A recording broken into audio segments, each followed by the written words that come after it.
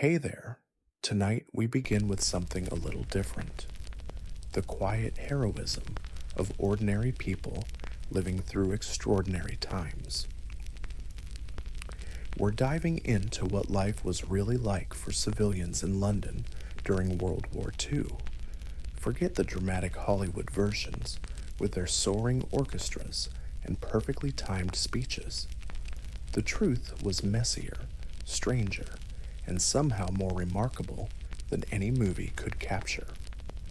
So before you get comfortable, take a moment to like the video and subscribe, but only if you genuinely enjoy what I do here. And let me know in the comments where you're tuning in from and what time it is for you. It's always fascinating to see who's joining us from around the world. Now dim the lights, maybe turn on a fan for that soft background hum, and let's ease into tonight's journey together. Picture this. It's September 7th, 1940. You're sitting in your modest London flat, perhaps reading the evening paper or listening to the wireless, when suddenly the air raid sirens begin their haunting wail. But this isn't a drill. This is the beginning of what would become known as the Blitz, and for the next 8 months, this sound would become as familiar as your morning cup of tea. You don't know it yet, but your life is about to change in ways both profound and peculiar. The thing about living through the Blitz wasn't the dramatic moments you see in films. It was the endless small adjustments, the daily negotiations with fear, and the bizarre way ordinary life stubbornly continued alongside extraordinary danger. While politicians made speeches and generals moved pieces on maps, you had to figure out where to sleep, what to eat, and how to get to work when half the city might be on fire. Steve, let's start with that first night. The sirens have sounded, and you're supposed to head to your nearest shelter.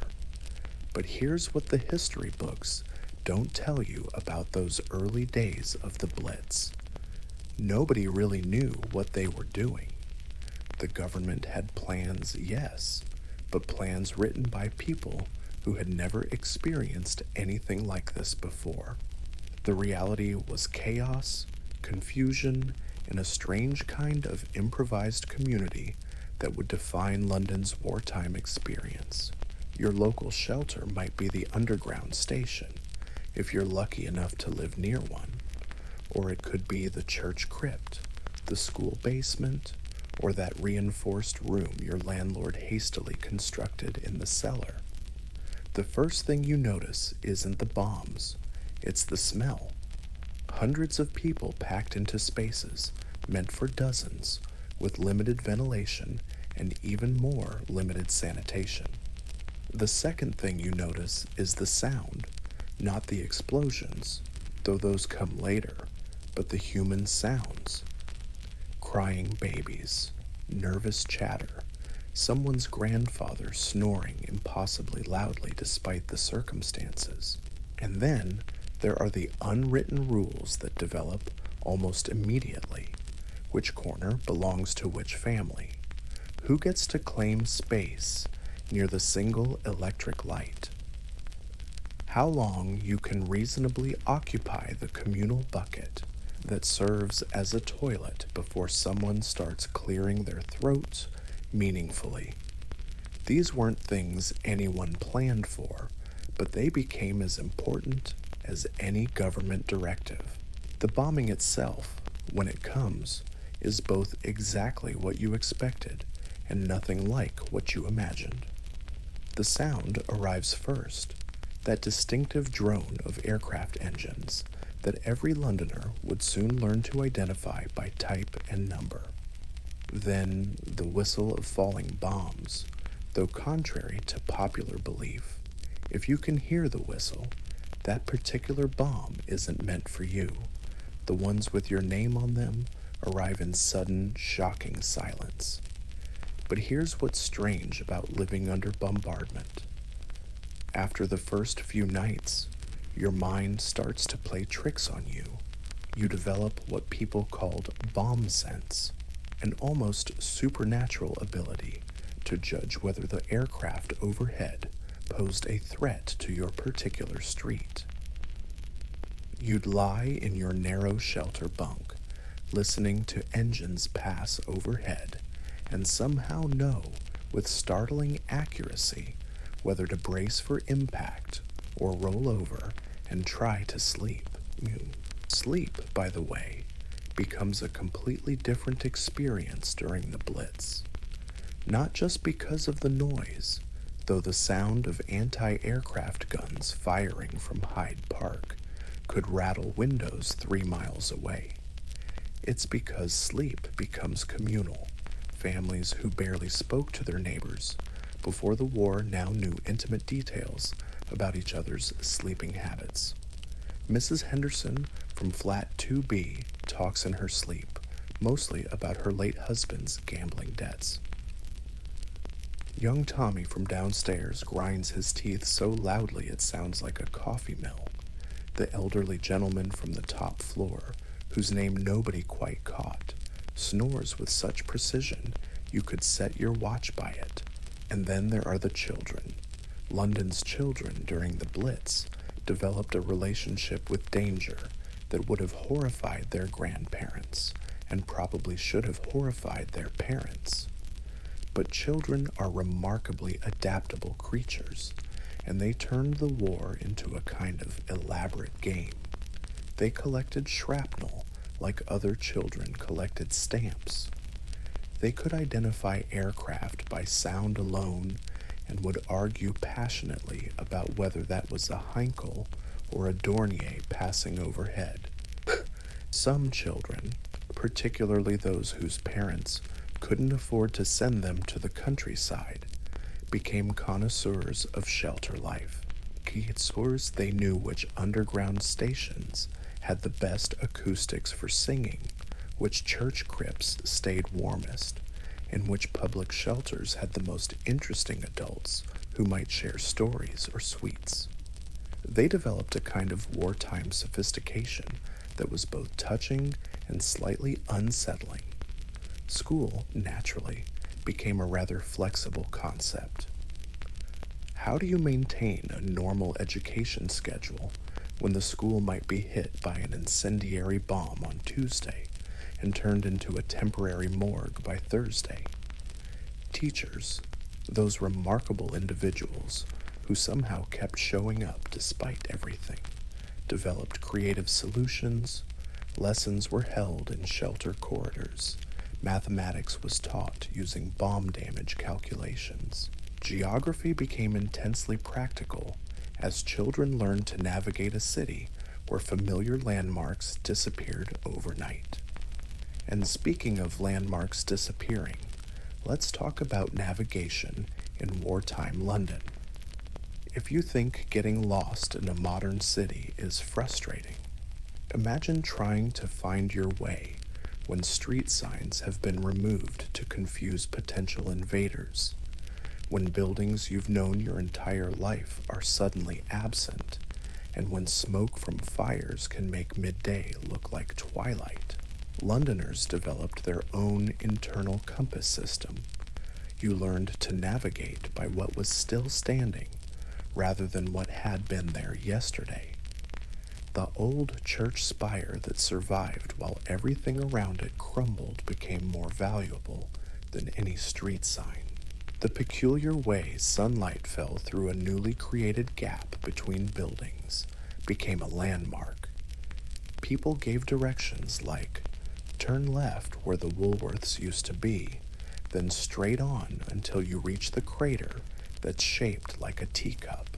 This brings us to one of the most peculiar aspects of Blitz life, the way humor became a survival mechanism. Londoners didn't just endure the bombing with stoic determination, they mocked it with a creativity that bordered on the surreal. Shop owners whose windows were blown out would put up signs reading "more open than usual," or "our new air conditioning system is rather too efficient." When a bomb left a perfectly circular hole in the middle of a busy street, someone immediately planted a sign declaring it the smallest underground station in London. This wasn't just gallows humor, it was something more sophisticated. It was a way of claiming ownership over their own experience. By making jokes about the bombs, Londoners were refusing to let the bombs define them. When you can laugh at something trying to kill you, you've won a small but significant victory. The government, meanwhile, was learning as it went along. Official pronouncements in September bore little resemblance to reality by December. The initial plan was for people to take shelter during raids and then return to normal life afterward. What actually happened was that shelter life became a parallel society with its own customs, hierarchies, and entertainment systems. Underground stations that were supposed to be temporary refuges became miniature cities. People marked out their territories with chalk lines on the platform. Enterprising individuals set up small businesses, selling tea, sandwiches, and newspapers to their fellow shelter dwellers. Musicians would bring instruments, creating impromptu concerts that could be heard echoing through the tunnels. Children would chase each other between the sleepers while their parents played cards or knitted by lamplight. The tube stations developed their own personalities. Piccadilly Circus was known for its theatrical crowd, actors and musicians who had been displaced from the West End. Liverpool Street attracted a more working-class clientele, people who had walked from the East End carrying their few remaining possessions. Some stations became known for particular activities, and one had a library corner where people shared books. Another had a designated area for chess games that could continue for weeks, with moves made each evening as the same players returned to the same positions. But not everyone went to the official shelters. Some Londoners, either through stubbornness, claustrophobia, or simple bloody-mindedness, refused to be driven underground. They would sit in their own homes during raids, sometimes moving to what they considered the safest room, sometimes not bothering to move at all. These people developed their own rituals and superstitions. There was the elderly woman in Bermondsey who insisted that her cats could predict when bombs would fall nearby and would only take cover when her tabby headed for the cupboard under the stairs. There was the gentleman in Kensington who believed that German pilots couldn't see his house if he kept all the lights off and played Beethoven on his gramophone. These weren't necessarily rational responses, but they were human ones, attempts to maintain some sense of control in an utterly uncontrollable situation. Food during this period became both simpler and more complex than it had ever been. Simpler because there was less of it and fewer choices. More complex because obtaining it, preparing it, and eating it required strategies that would have baffled peacetime cooks. Rationing was in effect, but rationing was just the beginning of your food challenges. First, you had to hope your local shops were still standing. Then, you had to hope they had received their deliveries, which was far from guaranteed when transport routes were regularly disrupted by bombs or debris. Then, you had to hope you could reach the shops during their opening hours, which might change without notice, depending on when the owner had been able to clear bomb damage from the night before. Queuing became an art form, not just the physical act of standing in line, though Londoners became remarkably efficient at that. But the social dynamics of queuing during wartime created their own protocols. Who held your place if you had to dash to a shelter during a raid? How long could you reasonably save a spot for your neighbor who was dealing with a flooded basement? What happened if the shop ran out of whatever you were queuing for just as you reached the front? These questions might sound trivial, but they weren't. In a city where normal social structures were constantly disrupted, the queue became one of the few places where fairness could still be enforced by community consensus. Queue jumping wasn't just rude, it was a kind of moral failing that could seriously damage your standing in the neighborhood. And speaking of neighborhoods, the Blitz had a strange effect on London's social geography. Areas that had been strictly divided by class and income suddenly found themselves united by shared danger. The bomb that destroyed the mansion also took out the servants' quarters. The incendiary that set fire to the factory worker's cottage could just as easily spread to the manager's house next door.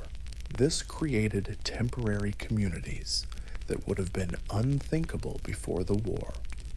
The stockbroker from the suburbs might find himself sharing a shelter with the dock worker from the East End, and after a few nights of listening to each other's stories, fears, and snoring patterns, they might discover they had more in common than either had expected.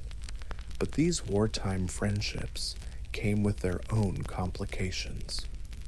What happened when the bombing stopped? Did you continue your friendship with people you had met under such extraordinary circumstances? Some did, creating bonds that lasted decades. Others found that their shelter relationships didn't translate well to peacetime life, and friendships that had seemed unbreakable underground quietly faded when people returned to their separate worlds above ground. The government tried to maintain morale through official channels, posters declaring that London could take it, radio broadcasts emphasizing British resilience, and carefully managed news reports that minimized the scale of destruction. But the real morale boosters were often much smaller and more personal. It might be the milkman who continued his rounds despite the bombed-out streets, carefully navigating around craters to leave bottles on doorsteps that might or might not still be attached to houses.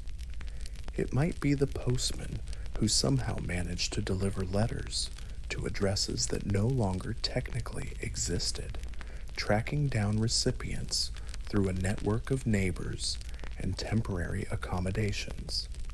It might be the bus driver who kept running his route even when half the stops had been obliterated, cheerfully announcing alternative landmarks instead of street names. These weren't grand gestures of defiance. They were small acts of normalcy that suggested life would continue, that the rhythms of ordinary existence were stronger than any bombing campaign.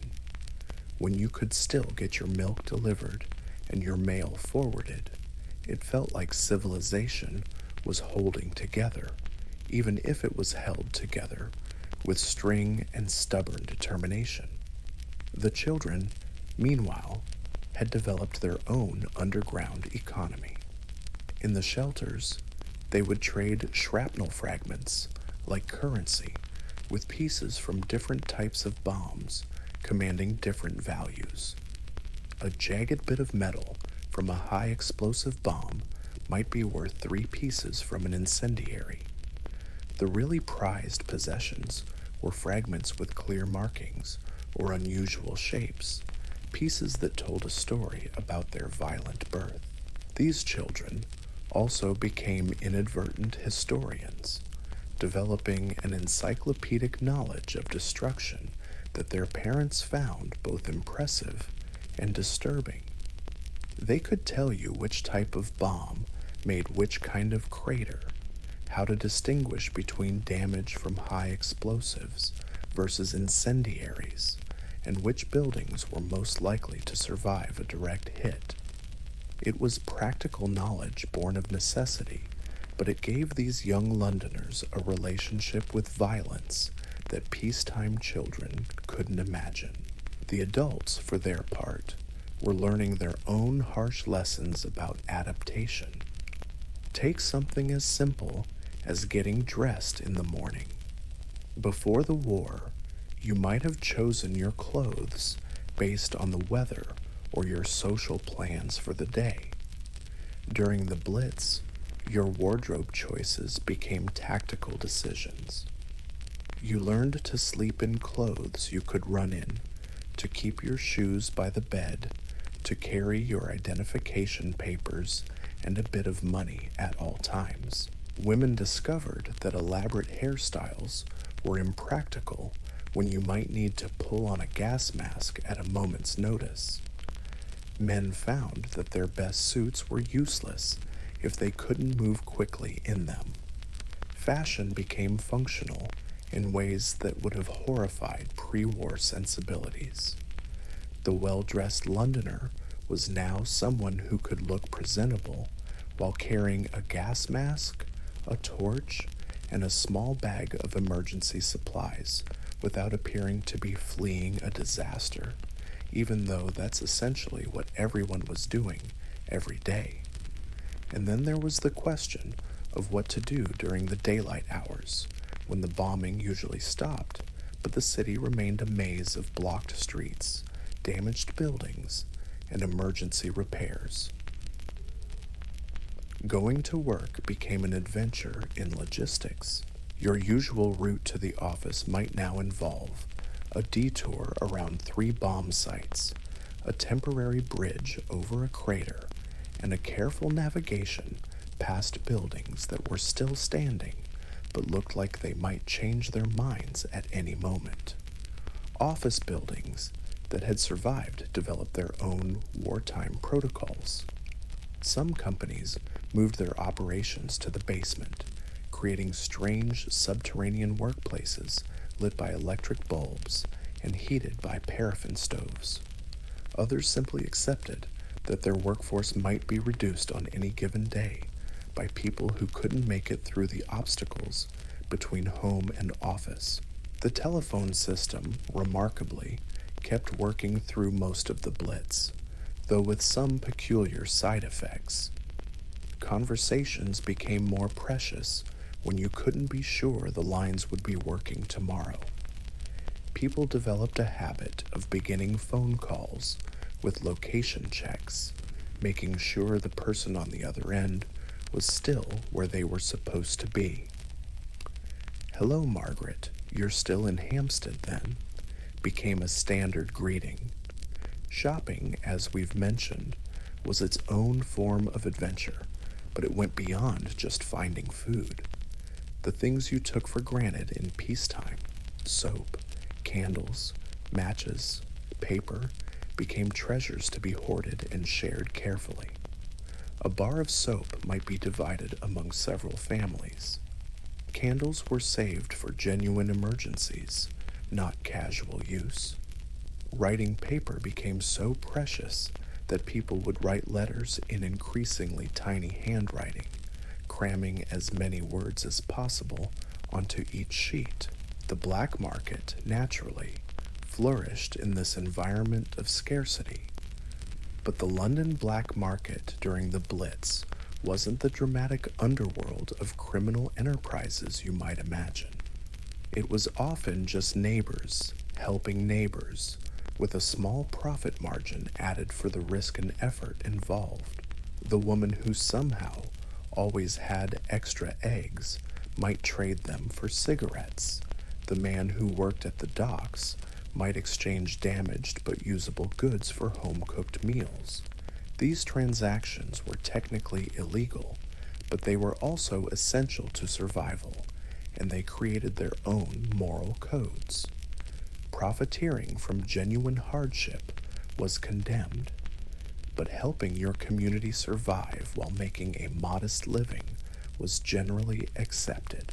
The line between the two wasn't always clear, and it shifted depending on circumstances and personalities. Entertainment during this period took on forms that would have seemed bizarre in peacetime. The cinema, when it was open and undamaged, became a refuge where people could escape into other worlds for a few hours. But the experience was different from before the war. Films might be interrupted by air raid warnings, at which point the audience would file out to the nearest shelter, then return to continue watching where they left off, assuming the cinema was still standing. Live theater adapted in remarkable ways.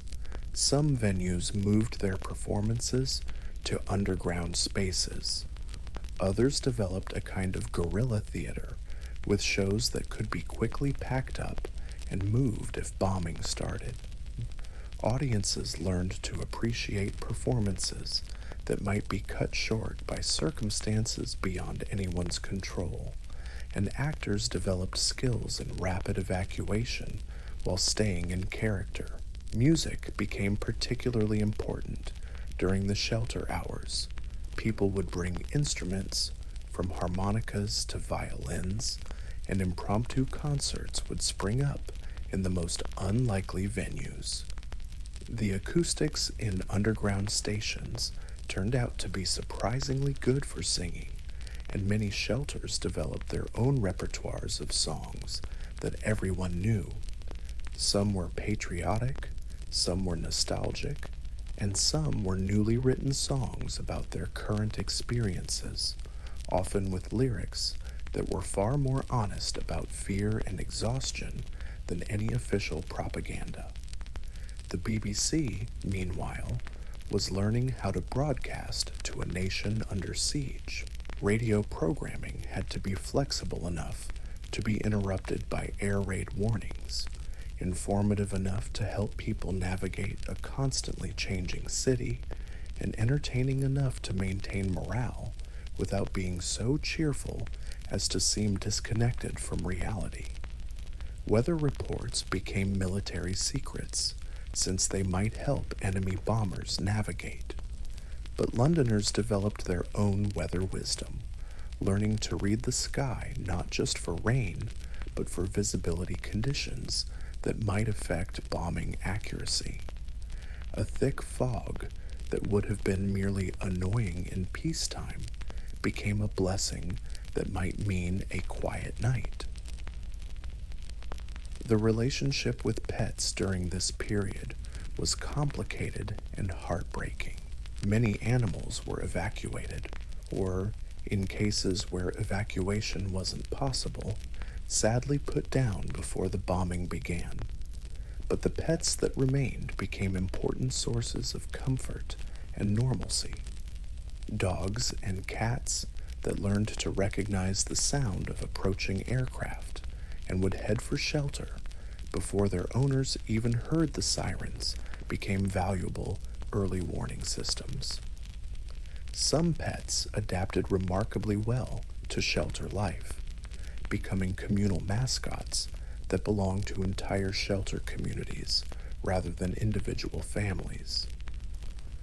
Others never adjusted and spent the war years in a state of nervous anxiety that their owners found almost as distressing as the bombing itself. Mail delivery during the Blitz became an exercise in detective work and stubborn determination.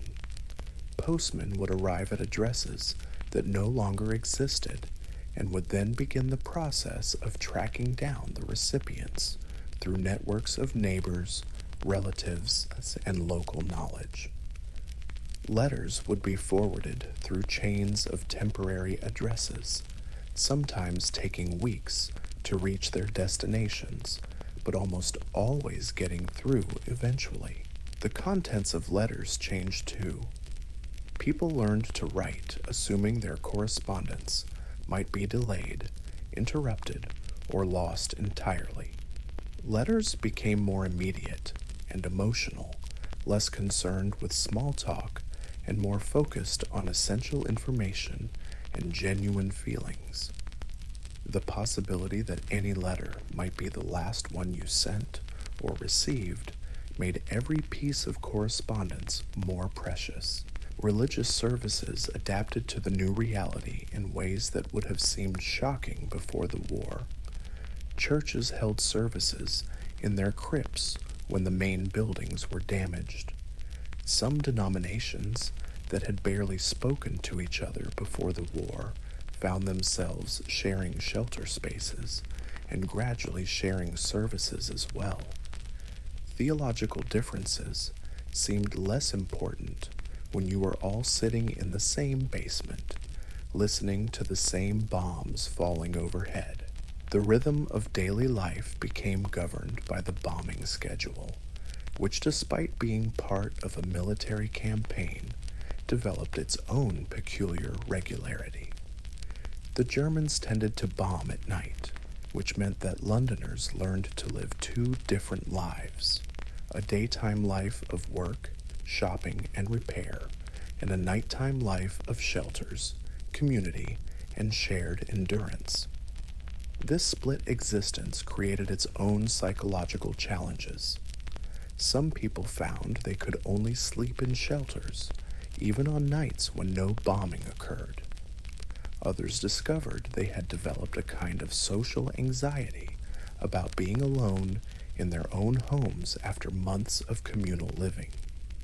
The transition between day self and night self became a daily ritual that required its own emotional preparation.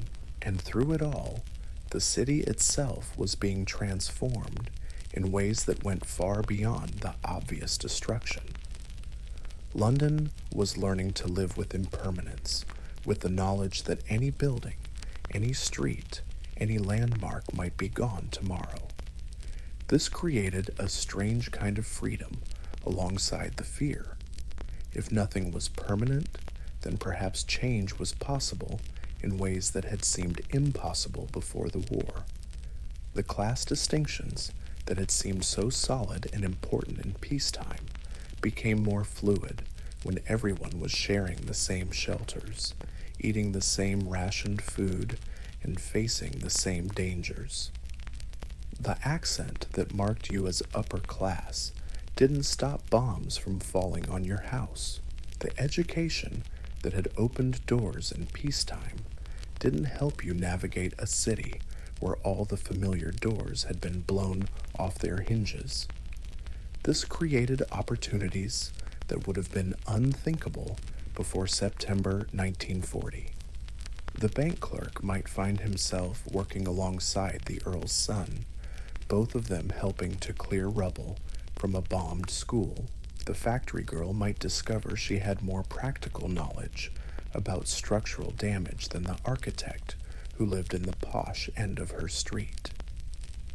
Competence mattered more than breeding when you were trying to figure out whether a building was safe to enter or likely to collapse on your head. Work itself became a form of resistance, though not in any grand political sense. Simply showing up at your job when half the city was on fire was a way of saying that normal life would continue, that the bombers hadn't won. But the nature of work changed in ways both subtle and dramatic. Meetings might be held in basement offices lit by candles. Important documents were duplicated and stored in multiple locations in case one set was destroyed. Business correspondence began to include phrases like, "assuming our offices are still standing," and "weather permitting," and "no major incidents." The concept of punctuality became more flexible when your commute might involve navigating around unexploded bombs or waiting for emergency crews to clear debris from the roads.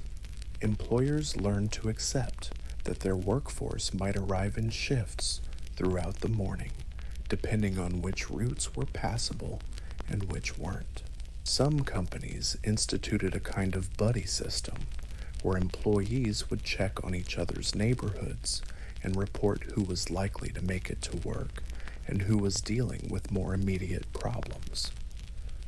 Office buildings that survived developed their own internal economies. The typist who had somehow acquired a supply of carbon paper became a valuable resource. The clerk who knew which telephone exchanges were still working could save hours of frustration.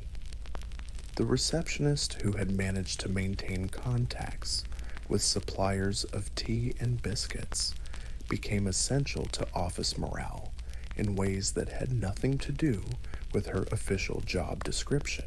The lunch hour, that sacred British institution, adapted to wartime conditions with typical ingenuity. Restaurants that were still operating might have menus that changed not daily but hourly, depending on what ingredients had arrived and what the cook had managed to improvise. Dining became an adventure where you might order fish and chips and receive something that was definitely fried and might once have been related to a fish, served with vegetables that had been creatively interpreted by someone with limited supplies and unlimited determination. Some establishments developed reputations for particular specialties that had nothing to do with food quality and everything to do with reliability.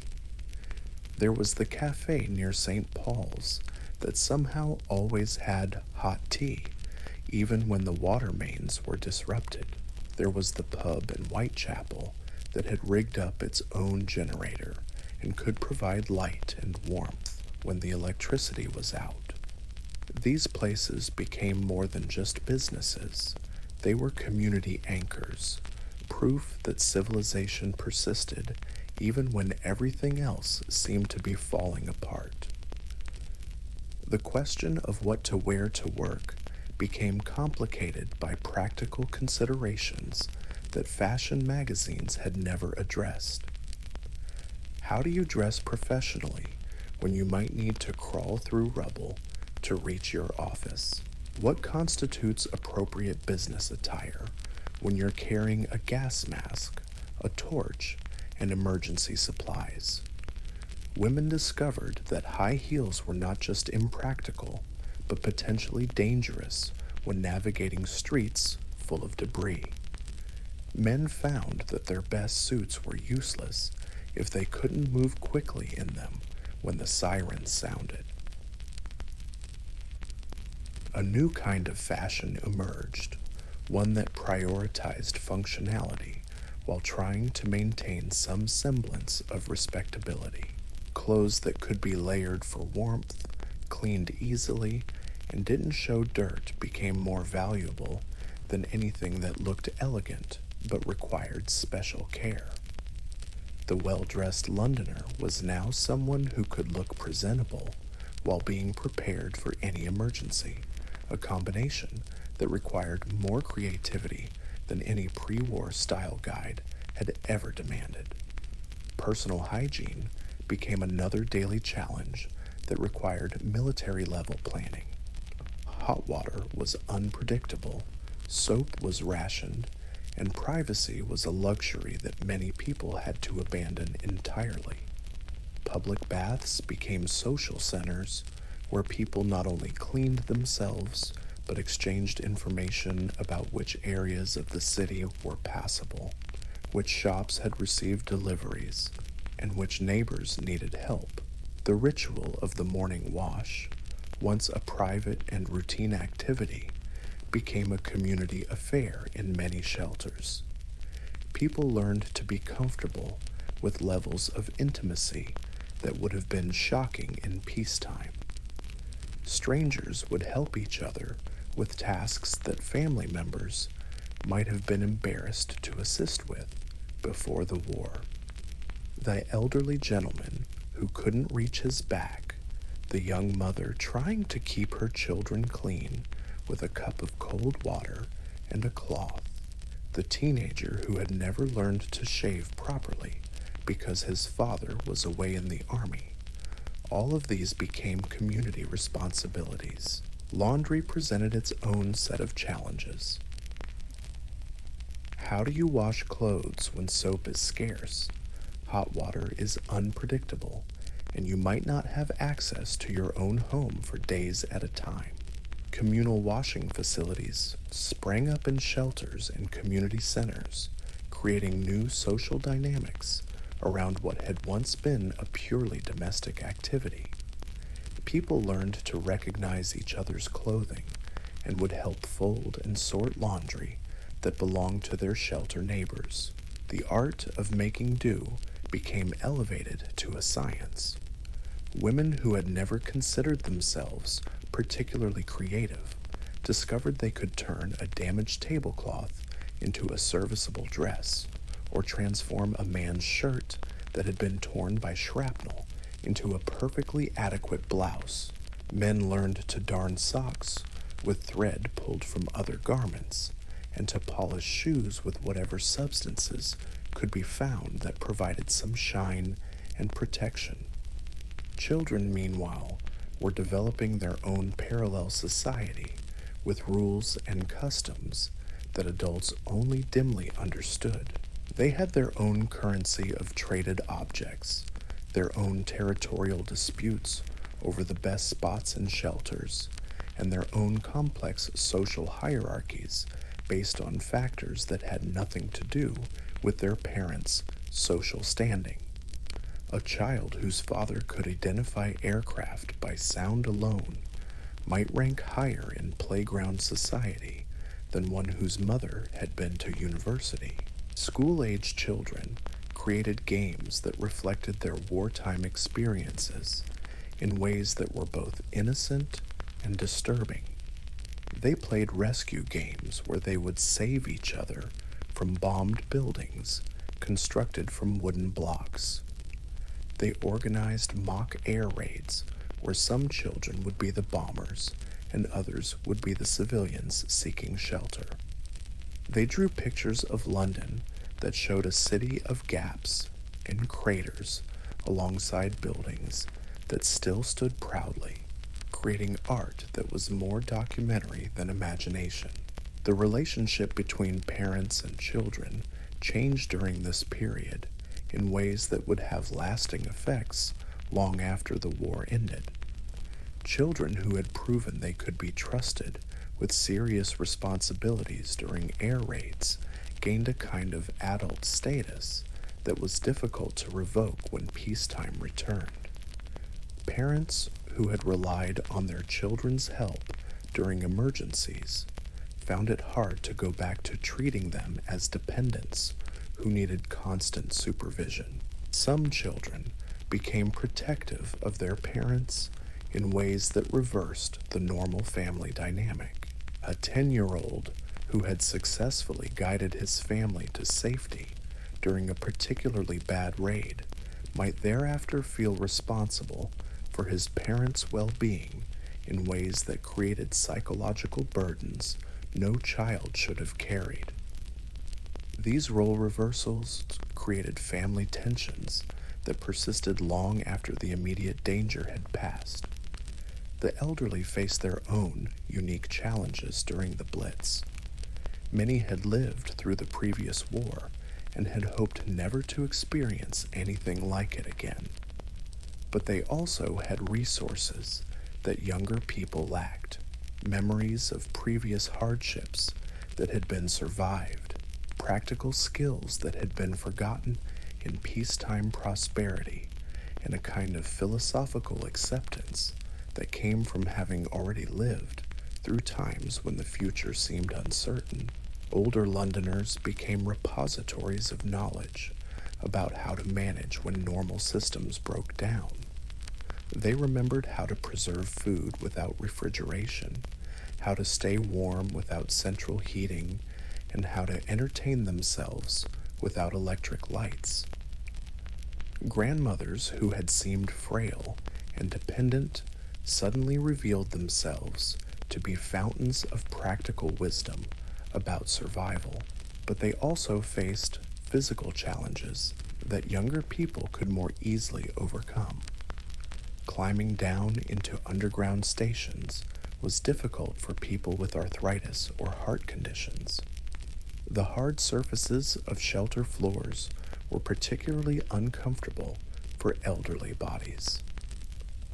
The noise and chaos of shelter life could be overwhelming for people whose hearing was sensitive or whose nerves had been worn thin by decades of life's accumulated stresses. Some elderly people made the decision to remain in their own homes regardless of the danger, preferring the familiar surroundings and the possibility of dying in their own beds to the certainty of discomfort in crowded shelters.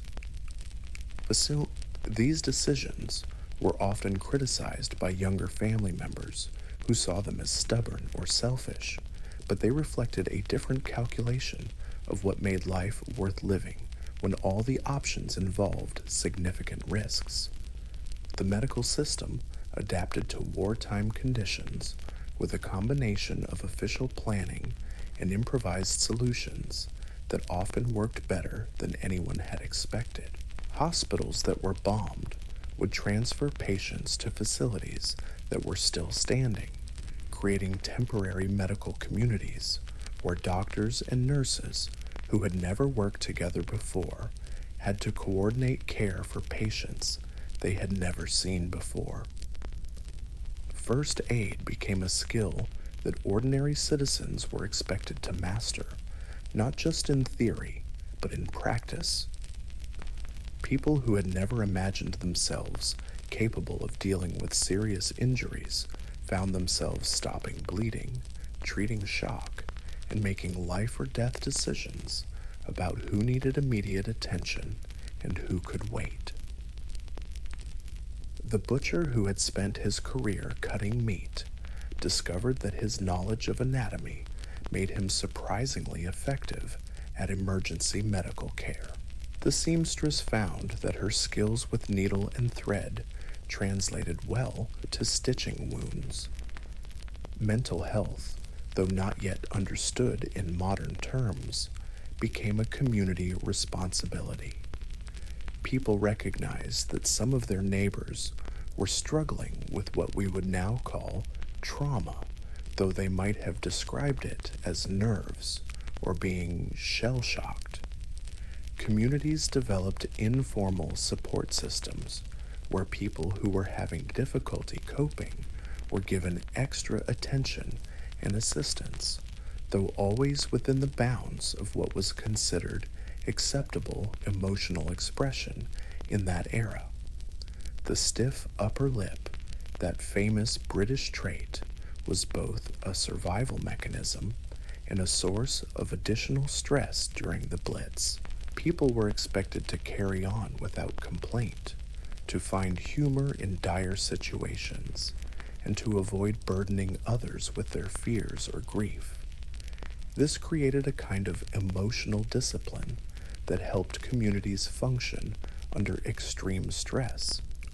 But it also meant that people who were struggling had few acceptable outlets for their distress. Some found release in letter writing, pouring out their fears and emotions to correspondents who were far enough away to be safe confidants. Others channeled their anxiety into practical activities, becoming obsessively organized about emergency preparations or throwing themselves into volunteer work with an intensity that bordered on manic. Still others found that their emotional numbness, which might have been a problem in peacetime, was actually an asset when clear thinking under pressure was essential for survival.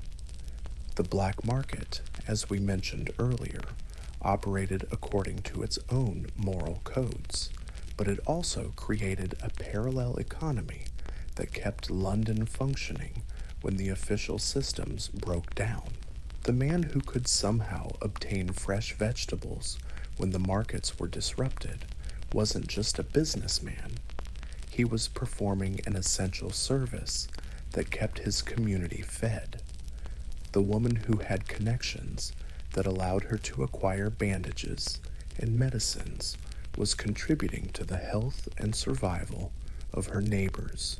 These informal networks often worked more efficiently than official channels because they were based on personal relationships and immediate needs rather than bureaucratic procedures. The dock worker, who could divert damaged but usable goods to his neighborhood, was responding to actual shortages rather than theoretical requirements. The clerk who had access to official forms and could help his neighbors navigate government procedures was providing a service that no official agency was equipped to offer on the scale that was needed. But the black market also created moral dilemmas that people had never had to face before. When is it acceptable to break laws that seem disconnected from wartime realities? How do you balance loyalty to your immediate community against broader social responsibilities? What do you do when helping your neighbors might technically constitute theft from some larger, more abstract entity? These weren't philosophical questions for most Londoners. They were daily practical decisions that had to be made quickly and with incomplete information. The mother who accepted black market milk for her children was making a choice between following rules and keeping her family healthy. The man who traded rationed cigarettes for extra coal was balancing legal compliance against the need to keep his elderly parents warm. The cumulative effect of thousands of these small moral compromises was a population that became more flexible about rules and more focused on practical outcomes than on theoretical principles. This pragmatic approach to ethics would have lasting effects on British society long after the war ended, creating a generation that was less deferential to authority and more willing to make independent judgments about right and wrong based on circumstances rather than abstract principles. Transportation during the Blitz became an adventure that required careful planning, flexible timing, and a willingness to accept that any journey might take twice as long as expected or might not be possible at all. The London transport system remarkably kept running throughout most of the bombing, though with some interesting modifications to normal procedures. Bus routes became fluid concepts rather than fixed schedules. Drivers would make detours around bomb damage, sometimes creating entirely new routes that better served the current needs of passengers than the original ones had. Conductors became tour guides, providing commentary on recent damage and updates on which areas were passable. Passengers learned to be grateful for any bus that arrived and took them in approximately the right direction, rather than expecting precise adherence to published timetables. The underground system, in addition to serving as shelter space, continued to function as a transportation network, though with some peculiar challenges. Platforms that were packed with sleeping families at night had to be cleared for commuter traffic during the day. Station staff developed elaborate protocols for managing the transition between shelter use and transport use, often involving the same spaces, serving completely different functions within a few hours. Some tube stations became so associated with their shelter communities that regular passengers felt like they were intruding on private space when they used the platforms for actual travel. The morning commute might involve stepping carefully around the bedding and personal belongings of people who had spent the night there, creating a strange intimacy between strangers who were sharing space but not really sharing experience. Taxis, when they could be found, commanded premium prices and operated under their own rules of supply and demand. A cab driver who was willing to navigate bombed streets to get you where you needed to go could charge whatever he thought the service was worth, and passengers who desperately needed transportation were usually willing to pay. Some drivers specialized in routes that other people considered too dangerous, building reputations as specialists in high-risk transportation. Walking became the most reliable form of transport, but it required skills that peacetime pedestrians had never needed to develop. You had to learn to read the stability of damaged buildings, to identify which piles of rubble might shift underfoot, and to recognize the signs that indicated unexploded bombs might be present. Street navigation became three-dimensional, as you had to consider not just where you were going, but whether the route was structurally sound enough to support your journey. The social aspects of transportation changed as well. Sharing rides became a community service rather than a personal favor. People who owned cars would often pick up strangers who were walking in the same direction, creating temporary communities of travelers who might never see each other again, but who shared the immediate bond of trying to get somewhere safely. These random encounters often led to friendships that would never have formed under normal circumstances. The businessman who gave a lift to a factory worker might discover they had more in common than their different social backgrounds would have suggested. The elderly woman who accepted a ride from a young couple might become a regular fixture in their lives, creating intergenerational relationships that enriched everyone involved. The pace of life during the Blitz was simultaneously faster and slower than peacetime rhythms. Faster because emergency situations required quick decisions and immediate action. Slower because normal activities took much longer when they had to be accomplished around bomb damage, supply shortages, and transportation difficulties. This created a strange relationship with time that affected how people planned their lives and thought about the future. Long-term planning became almost impossible when you couldn't be sure what resources would be available next week or whether your workplace would still exist next month. But short-term planning became incredibly detailed and sophisticated as people learned to optimize every hour and every opportunity for maximum efficiency and safety. People developed an acute awareness of timing that had nothing to do with clocks and everything to do with survival. They learned to recognize the subtle changes in engine sounds that indicated whether aircraft were approaching or departing. They could judge from the quality of silence whether the all clear was likely to sound soon or whether they were in for a long night. They became experts at estimating how much time various activities would take under different emergency conditions. This heightened awareness of time and timing created a population that was simultaneously more patient and more urgent than they had been before the war.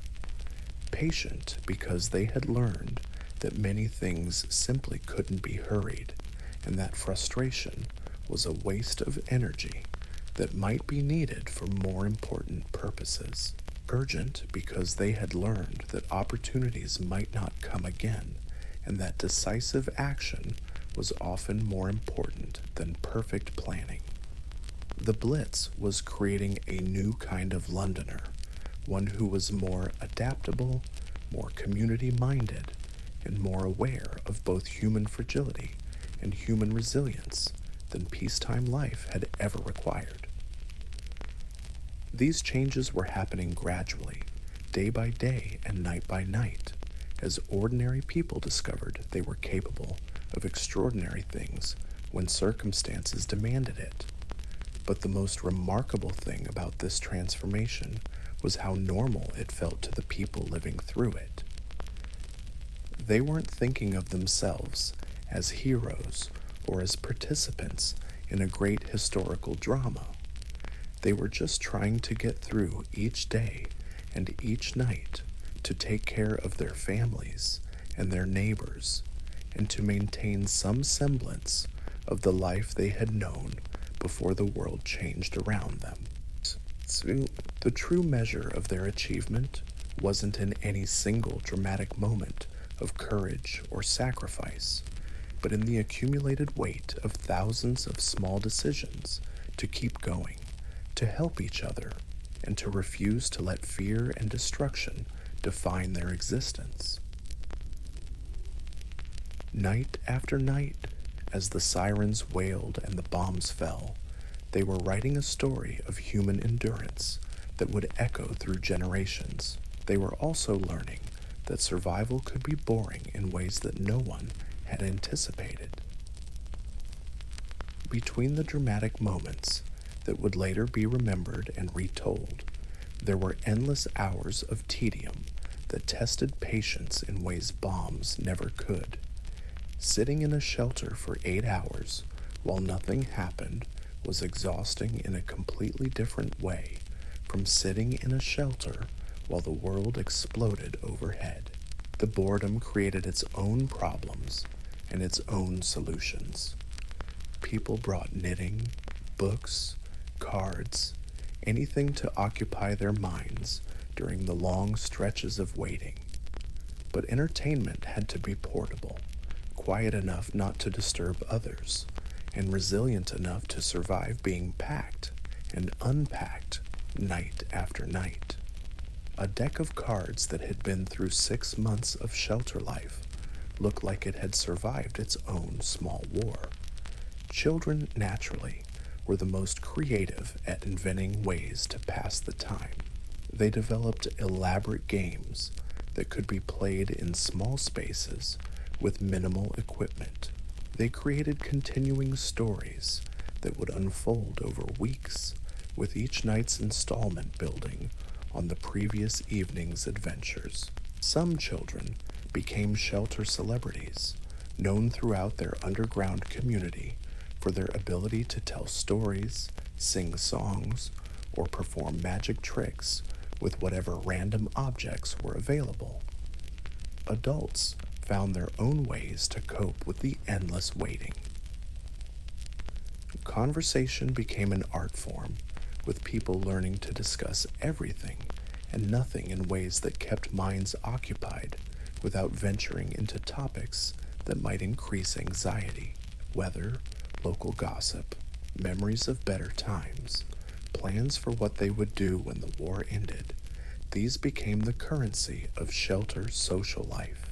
But there were unspoken rules about what could and couldn't be discussed. Direct talk about fear was discouraged, not because people weren't afraid, but because acknowledging fear too openly might make it harder for everyone to function. Similarly, speculation about how long the bombing might continue was generally avoided, since no one really knew, and discussing it only highlighted their powerlessness. Instead, people developed a kind of coded conversation that allowed them to express their concerns indirectly. Talking about being tired was acceptable when talking about being terrified was not. Discussing practical problems, like how to get coal or whether the bakery would be open tomorrow, was a way of addressing larger anxieties about survival and security without naming them directly. The physical discomfort of shelter life became something that people learned to accept with a stoicism that surprised even themselves. Sleeping on hard floors, dealing with inadequate sanitation, managing in spaces that were either too hot or too cold, these challenges became routine in ways that would have seemed impossible before the war. People developed personal strategies for managing discomfort that were as individual as fingerprints. Some focused on small comforts, a soft scarf that could serve as a pillow, a thermos of tea that stayed warm through the night, a pair of thick socks that made the hard floor slightly more bearable. Others practiced a kind of mental discipline, training themselves to ignore physical discomfort by focusing intensely on other things. The communal aspect of shelter life created both comfort and stress in equal measure. On one hand, being surrounded by other people provided reassurance that you weren't facing danger alone. The sound of other people breathing, snoring, shifting in their sleep became oddly comforting proof that life continued even under the most difficult circumstances. On the other hand, living in such close quarters with strangers tested social skills that most people had never needed to develop. How do you maintain privacy when there is no physical space for privacy? How do you deal with personality conflicts when you can't simply avoid people you find annoying? How do you handle the inevitable tensions that arise when tired, frightened people are forced to share limited resources and space? Different shelters developed different social atmospheres, often influenced by one or two strong personalities who set the tone for everyone else. Some became known for their singing, with evening concerts that lifted spirits and passed time. Others developed reputations for quiet contemplation, places where people could think and read without constant chatter. Still others became centers of practical activity, where people shared skills and worked together on projects that benefited the whole community. The shelter wardens, often volunteers from the local community, found themselves managing not just safety procedures, but complex social dynamics that no training manual had prepared them for. They became part camp counselor, part diplomat, part parent, mediating disputes, organizing activities, and maintaining morale among groups of people who had never chosen to spend time together, but now depended on each other for survival. Some wardens were natural leaders who seemed to thrive in their roles, creating communities that functioned smoothly despite the difficult circumstances. Others struggled with the responsibility and the constant pressure of making decisions that affected other people's comfort and safety. A few discovered leadership abilities they had never known they possessed, finding that emergency conditions brought out strengths that peacetime life had never required. The children in shelters often formed their own societies within the larger community, creating friendships that were both intense and temporary.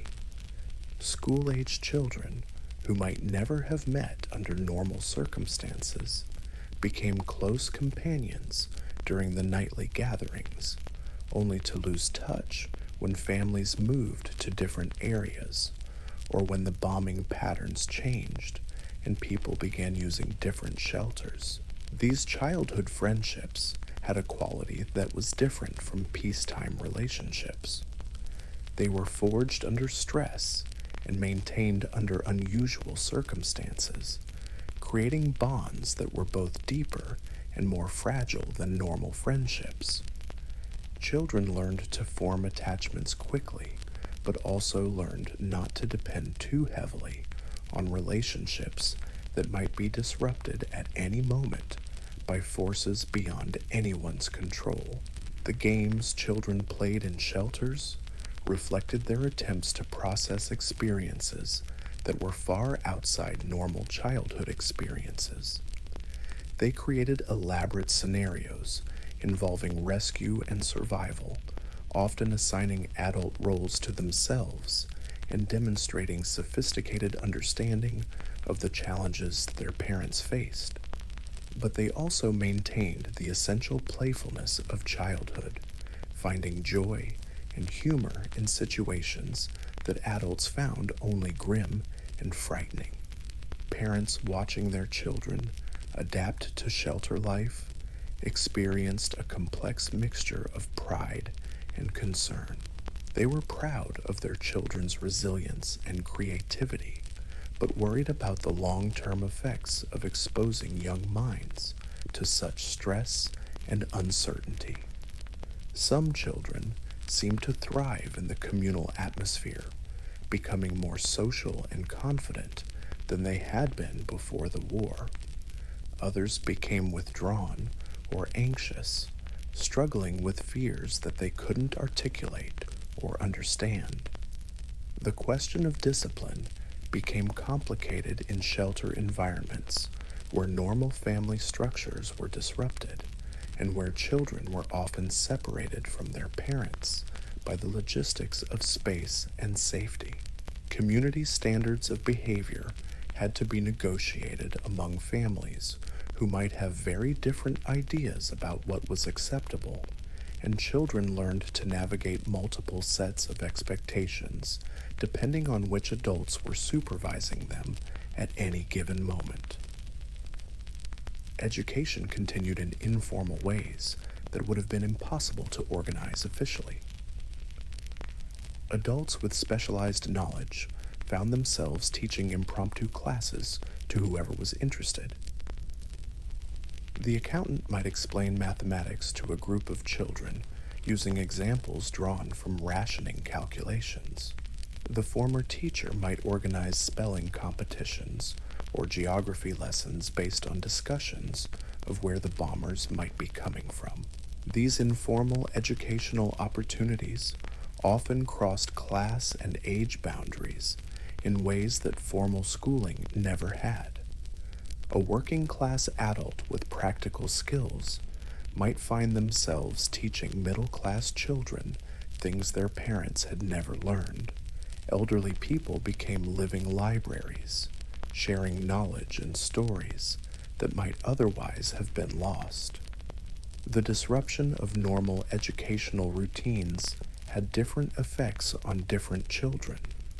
Some thrived in the more flexible, practical learning environment of shelter life, discovering abilities and interests that traditional schooling had never revealed.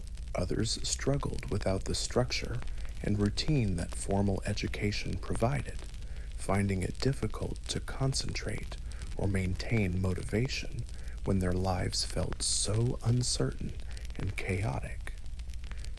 Parents worried about their children falling behind academically, but they also recognized that their children were learning things that no classroom could teach. Problem-solving skills, adaptability, community cooperation, and emotional resilience were being developed in ways that might prove more valuable than traditional academic subjects. The relationships between adults and shelters often developed in ways that bypassed normal social conventions. When you're sharing space with someone night after night, listening to their fears and witnessing their vulnerabilities, normal barriers based on class, age, or occupation tend to break down. The bank manager and the factory worker might discover they had similar concerns about their families. The elderly widow and the young mother might find they could help each other in ways that benefited both. These relationships created support networks that extended beyond the shelter into daily life. People would check on each other during the day, share resources and information, and provide practical help with tasks that had become more difficult under wartime conditions.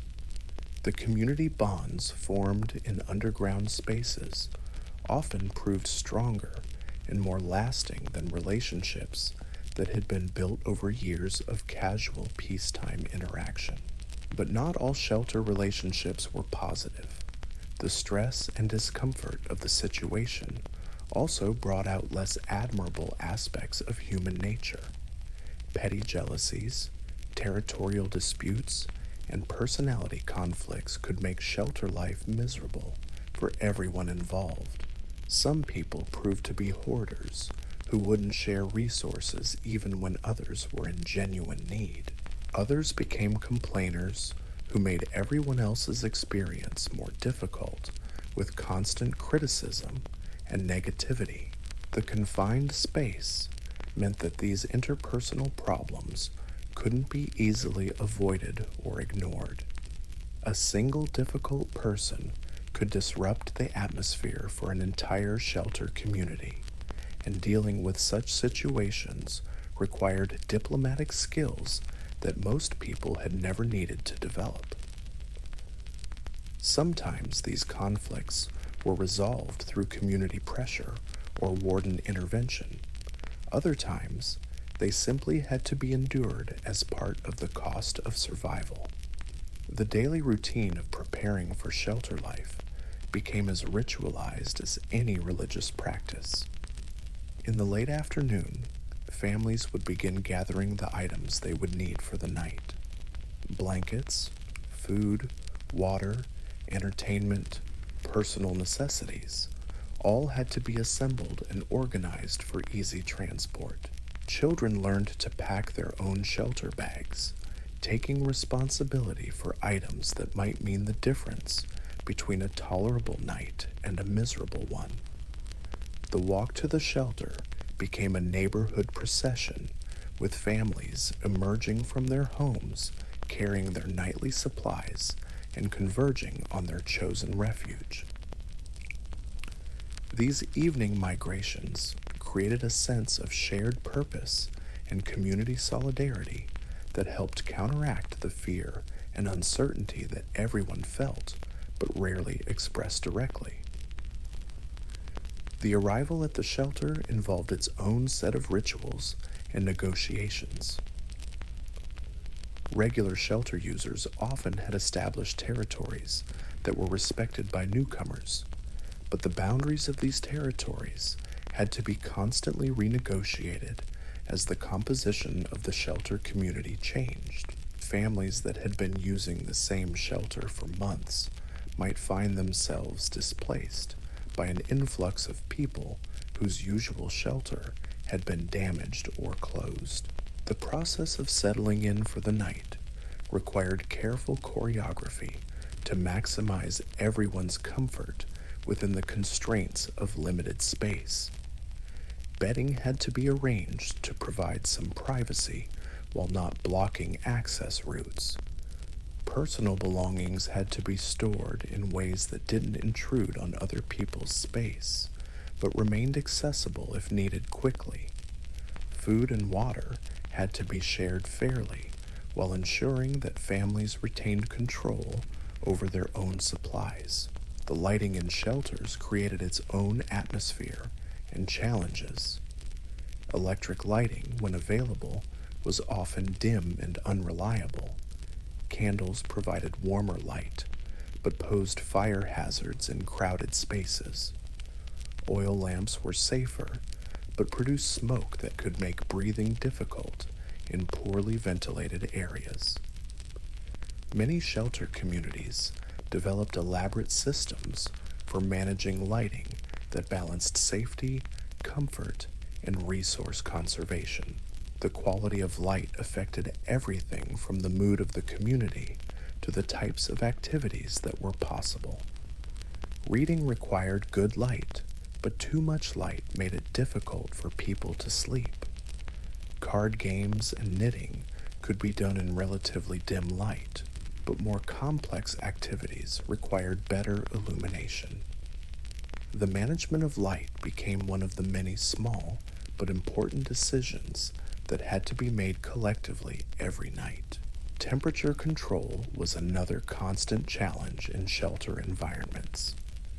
Underground spaces tended to be cool, which was comfortable in summer but uncomfortable in winter. The body heat of many people could warm a space quickly, but it could also make the air stuffy and difficult to breathe. Ventilation was essential for health, but could create drafts that made some areas uncomfortably cold. People learned to dress in layers that could be adjusted as conditions changed throughout the night. They brought extra blankets that could be shared when needed, but stored efficiently when not in use. The successful management of personal comfort became a skill that required constant attention and adjustment. The sounds of shelter life created their own rhythm and atmosphere. Beyond the obvious sounds of bombs and anti-aircraft fire, there were the human sounds that became the soundtrack of communal survival. Conversations that started as whispers and gradually became normal speaking volume as people relaxed. Children's laughter that seemed somehow brighter and more precious in the underground darkness. The rustle of pages turning as people read to pass time. The click of knitting needles as hands worked to keep busy and minds occupied. Some sounds became signals that everyone learned to interpret. The change in tone that indicated someone was becoming upset and might need comfort or space. The particular quality of silence that suggested people were falling asleep and that noise should be minimized. The subtle shifts in breathing patterns that indicated whether the all clear was likely to sound soon or whether it would be a long night. Music, when it occurred, transformed the atmosphere of shelters in ways that nothing else could match. A harmonica played softly in a corner could lift spirits and create a sense of shared experience that transcended individual fears and discomforts. Group singing, when it developed spontaneously, created moments of joy and unity that people would remember long after the war ended. But music also had to be managed carefully in shelter environments. What sounded beautiful to some people might be annoying to others who were trying to sleep or concentrate on other activities. The timing of musical activities had to be negotiated within the community, and performers had to be sensitive to the mood and needs of their audience. The morning routine of leaving the shelter and returning to daily life became its own ritual of transition and recovery. People would emerge into daylight blinking and disoriented, carrying their belongings and trying to readjust to the world above ground. The contrast between the intimate, communal world of the shelter and the damaged, dangerous world of the streets was jarring and required its own form of psychological preparation. The walk home from the shelter often revealed new damage from the night's bombing, creating a daily geography lesson in destruction and survival. People would note which buildings had been hit, which streets were blocked, and which landmarks had disappeared, mentally updating their maps of a city that changed constantly. The return to individual homes and private life after hours of communal living required its own adjustment period. Families had to readjust to being alone together after being part of a larger community. Children had to transition from the social stimulation of shelter life to the quieter rhythms of home. Adults had to shift from the collective responsibilities of community survival to the individual tasks of daily life. But the experiences of shelter life didn't simply disappear when people returned to their homes. The relationships formed underground continued during daylight hours. The skills learned in communal living influenced how people managed their individual lives. The sense of shared purpose and mutual support that developed in shelters extended into neighborhood communities that were stronger and more connected than they had been before the war. The cumulative effect of months of this routine was a population that had learned to live with uncertainty in ways that peacetime life had never required. People developed a kind of emotional flexibility that allowed them to function effectively under conditions that would have been overwhelming at the beginning of the war. They learned to find satisfaction and even joy in small things, to appreciate simple pleasures that they might have taken for granted before. This adaptation was not without its costs. The constant stress of danger and uncertainty took its toll on physical and mental health in ways that were not always immediately apparent. Some people developed chronic anxiety that would persist long after the bombing ended. Others found that they had difficulty readjusting to peacetime routines when the immediate pressure of survival was removed. But for most Londoners, the experience of living through the Blitz created a sense of accomplishment and resilience that would influence the rest of their lives. They had discovered that they were capable of enduring and even thriving under conditions that they had never imagined they could survive. They had learned that human communities could function and even flourish under the most difficult circumstances when people were willing to support each other and make individual sacrifices for collective benefit. The bonds formed during those long nights underground created a generation of Londoners who understood viscerally that individual survival was dependent on community cooperation.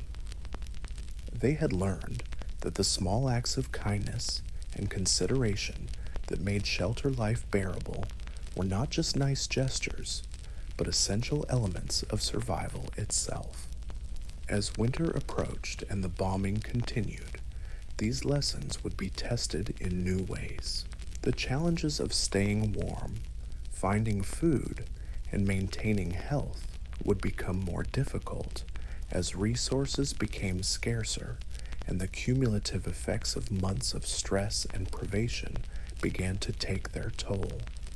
But the foundation of community resilience and individual adaptability that had been built during the early months of the Blitz would prove strong enough to support London through whatever trials lay ahead. The city was learning to live with war in ways that went far beyond simple survival. It was discovering how to maintain humanity, dignity, and even joy under conditions that seemed designed to destroy all three. Night after night, as ordinary people made extraordinary choices about how to treat each other and how to maintain hope in the face of uncertainty, they were writing a story of human resilience that would inspire generations to come. The weather that winter was particularly harsh, adding another layer of misery to an already difficult situation. London hadn't seen such bitter cold in decades, and the combinations of bomb damage and fuel shortages meant that staying warm became as much of a survival challenge as avoiding the bombs themselves. Windows that had been blown out and hastily boarded up with whatever materials could be found provided little protection against the icy winds that swept through the city. Heating became a precious commodity that required careful rationing and creative solutions. Coal deliveries were sporadic at best, interrupted by bombing raids and transportation difficulties. Many families found themselves burning furniture, books, anything that would provide a few hours of warmth. The smell of burning wood mixed with the ever-present odor of brick dust and smoke to create a distinctly wartime atmosphere that Londoners would remember for the rest of their lives. People learned to layer clothing in ways that would have seemed absurd in peacetime, but made perfect sense when you might not be able to remove your outer garments for hours at a time. Sleeping in clothes became normal, not just for warmth, but for the practical necessity of being ready to move quickly if the sirens sounded.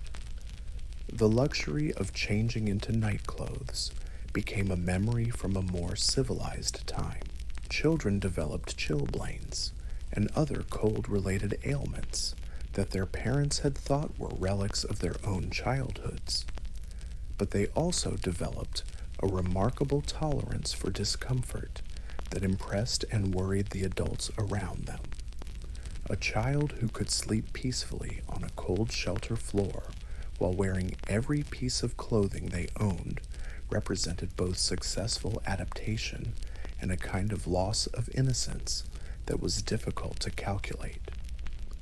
The cold affected everything from food preparation to personal hygiene. Water, frozen pipes that hadn't been properly maintained due to wartime shortages of materials and labor. Washing became an ordeal that required heating water over whatever heat source was available and working quickly before everything froze again. The simple act of washing one's face in the morning became a test of determination and endurance. Food took on new importance beyond simple nutrition. Hot food became a luxury that provided not just calories, but warmth and comfort in ways that cold meals never could. A cup of hot tea wasn't just a drink. It was a source of warmth that could keep you going for hours. Soup kitchens that had been established to help with food shortages became equally important as places where people could warm themselves and thaw out frozen fingers and toes. The kitchens in people's homes, when they were still functional, became the center of family life in ways they hadn't been since the Victorian era. Families would crowd around the stove or fireplace, not just for meals but for warmth and companionship. The kitchen table became a desk, a workshop, and a gathering place where the business of daily survival was planned and executed. Cooking itself became an exercise in creativity and resource management that would have challenged professional chefs. How do you prepare a nutritious meal when you have limited fuel for cooking, uncertain supplies of ingredients, and no way to keep food fresh for extended periods? Women, and increasingly men and children, learned to prepare one-pot meals that could cook slowly over low heat while providing maximum nutrition and warmth. The black market in fuel became as important as the black market in food. A sack of coal or a few pieces of dry wood could be worth more than their weight in rationed goods. People developed networks of contacts who might be able to provide heating materials, often through complicated chains of barter and favor trading that resembled medieval economic systems more than modern commerce. Some neighborhoods organized communal heating arrangements where families would take turns hosting gatherings in the one house that still had adequate fuel for heating. These rotating warm houses became social centers where people could thaw out, share news, and maintain the human connections that were essential for psychological survival. Children would be sent to these houses to do homework or play games in temperatures that allowed them to remove their outer layers of clothing. The elderly were particularly vulnerable to the combination of cold weather and wartime privations. Many had grown up in an era when central heating was unknown and had developed strategies for staying warm that served them well during the war. But others, particularly those who had become accustomed to modern conveniences, struggled to adapt to conditions that were worse than anything they had experienced in their youth. Community networks developed to check on elderly neighbors and ensure that those who were most vulnerable to cold-related health problems received extra attention and resources. Young people would volunteer to chop wood, carry coal, or simply sit with elderly neighbors to provide companionship and share body heat during the coldest parts of the day. The medical challenges of winter added another dimension to an already overtaxed healthcare system. Respiratory ailments that would normally have been minor inconveniences became serious health threats when people were living in cold, damp conditions with inadequate nutrition. Pneumonia, influenza, and other cold weather diseases claimed victims who might have survived if they had been living in heated homes with adequate food and medical care. Hospitals had to deal not only with bomb casualties, but with increasing numbers of patients suffering from cold-related illnesses and malnutrition. Medical supplies that were already scarce became even more precious when they had to be used to treat conditions that were preventable under normal circumstances. Doctors and nurses learned to triage not just trauma cases, but the less dramatic but equally serious cases of people whose bodies were simply wearing out under the cumulative stress of cold, fear, and privation. The psychological effects of the cold were as significant as the physical ones.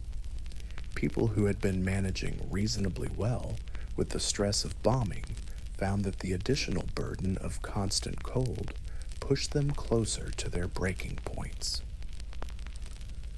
The simple act of getting out of bed in the morning became an act of will when you knew that the day ahead would be spent in uncomfortable, inadequately heated spaces. Sleep became even more elusive when people were not just worried about bombs, but actively uncomfortable from cold. The quality of rest that people could get in shelters, already poor due to noise and crowding, deteriorated further when temperatures dropped below tolerable levels. Exhaustion became a constant companion that affected people's ability to think clearly and make good decisions about their safety and well-being. Yet somehow, communities found ways to maintain morale even under these additional hardships.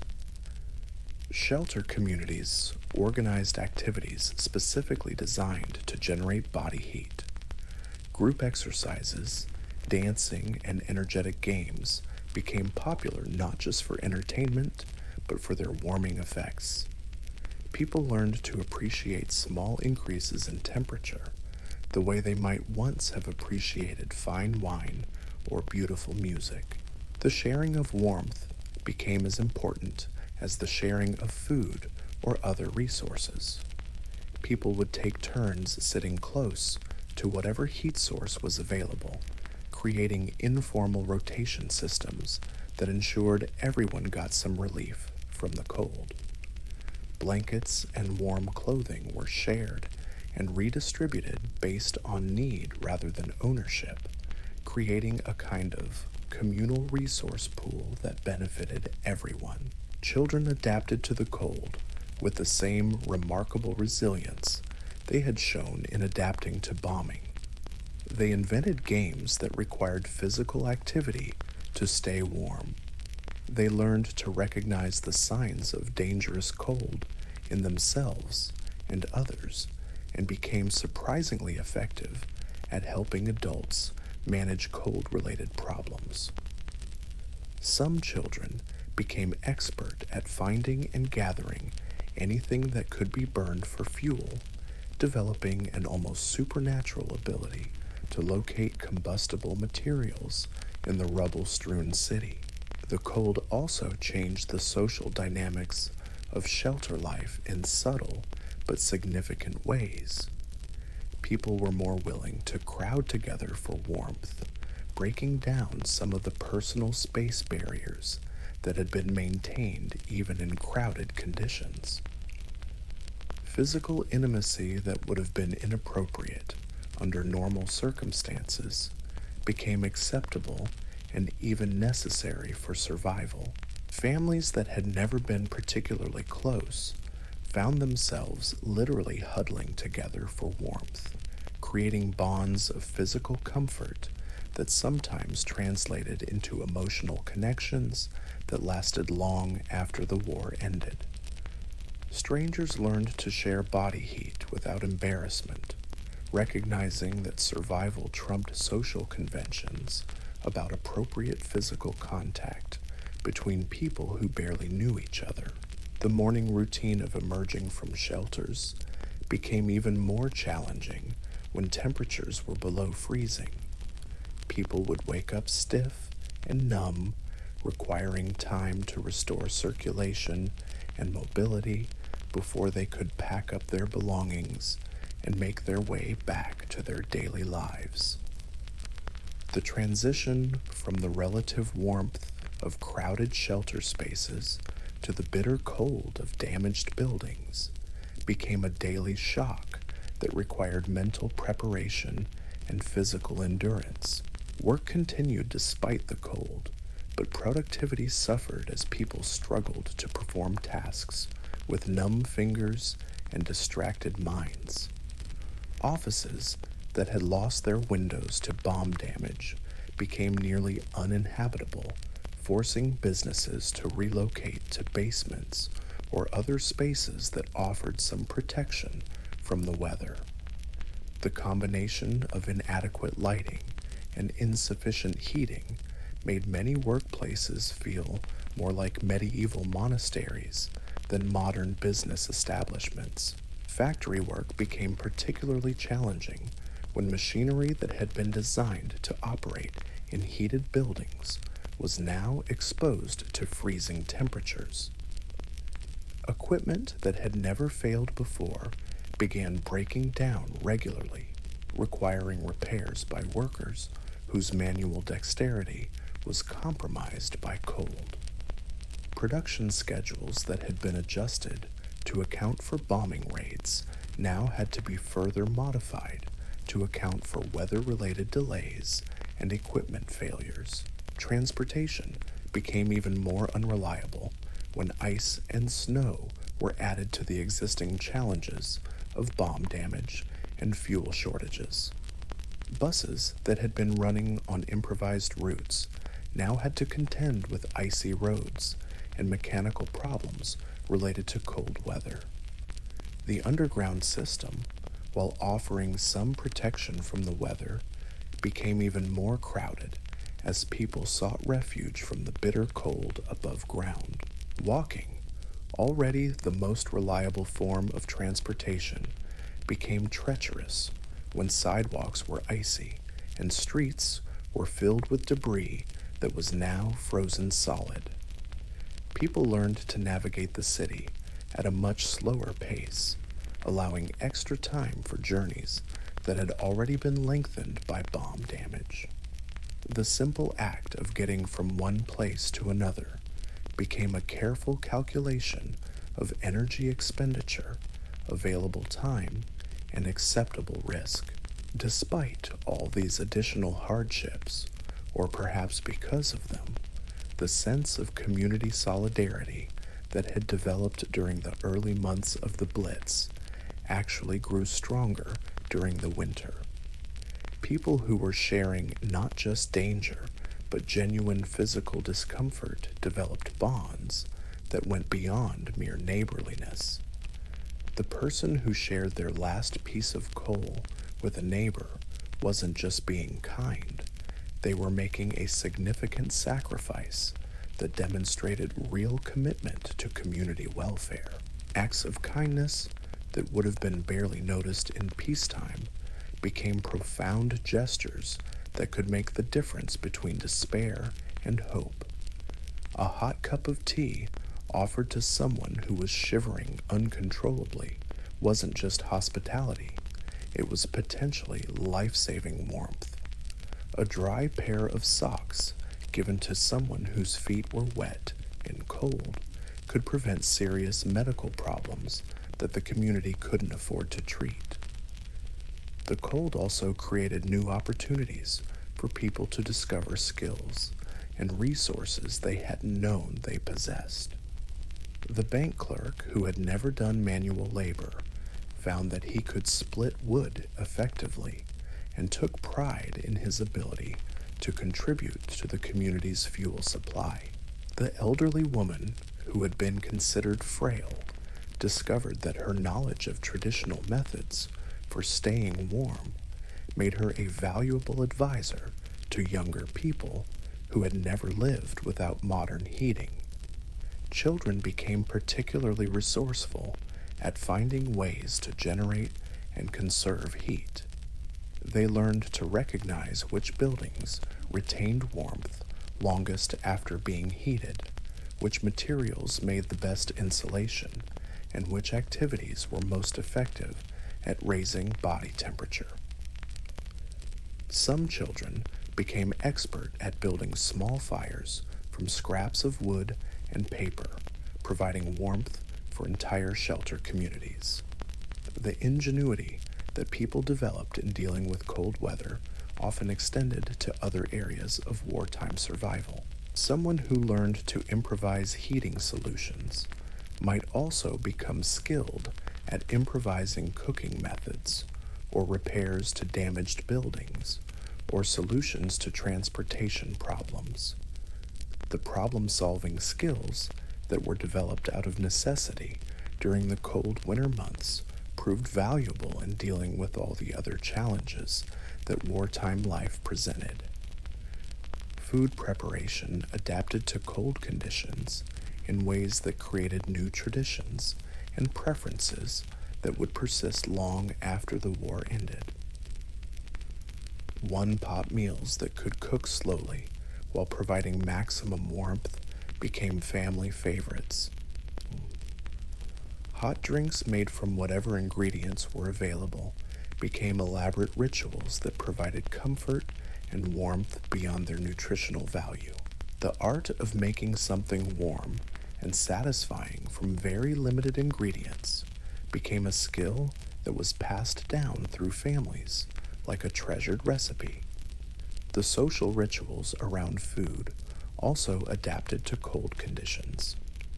Mealtimes became opportunities for people to gather around whatever heat source was available, extending the social benefits of eating beyond simple nutrition. Sharing hot food became an act of generosity that provided both physical and emotional warmth. The person who contributed fuel for cooking earned gratitude that went far beyond the value of the fuel itself. Clothing became even more important than it had been during the milder months of the Blitz. People learned to layer garments in sophisticated ways that maximized warmth while allowing for quick movement if emergency action was required. The art of staying warm while remaining mobile became a skill that required constant attention and adjustment throughout the day. Mending and altering clothes became essential skills that were shared throughout communities.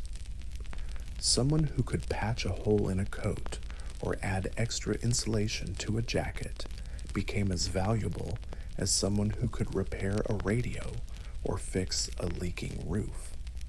The knowledge of how to modify clothing for maximum warmth was passed around like military intelligence, with successful techniques being copied and adapted by anyone who could benefit from them.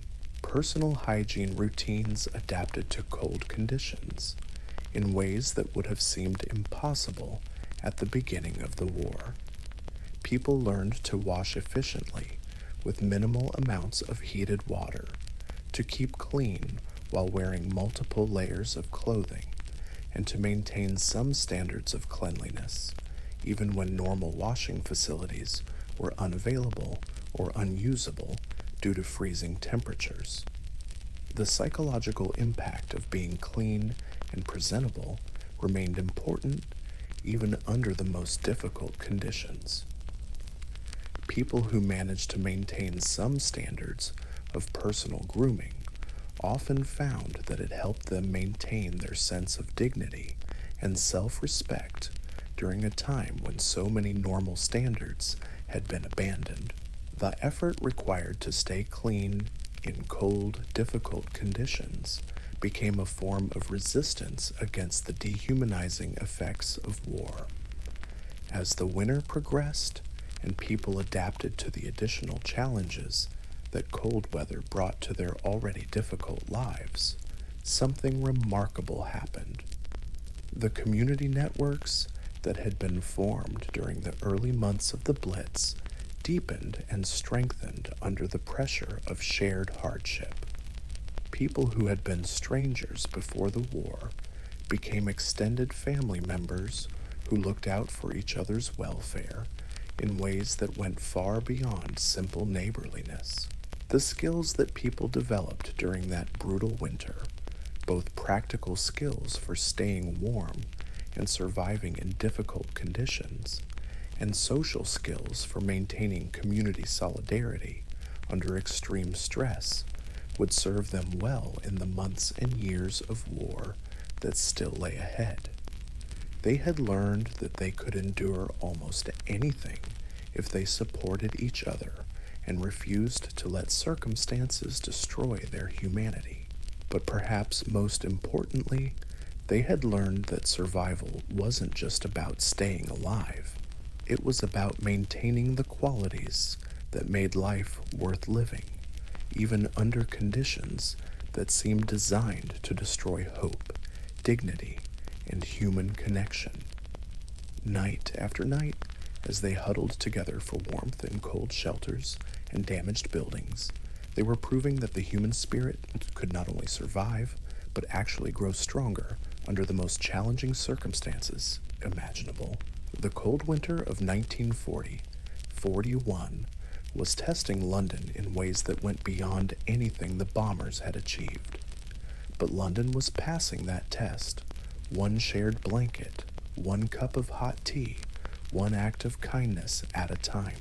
The city that would emerge from that winter would be different from the one that had entered it, changed not just by destruction, but by the discovery of what people could accomplish when they truly depended on each other for survival.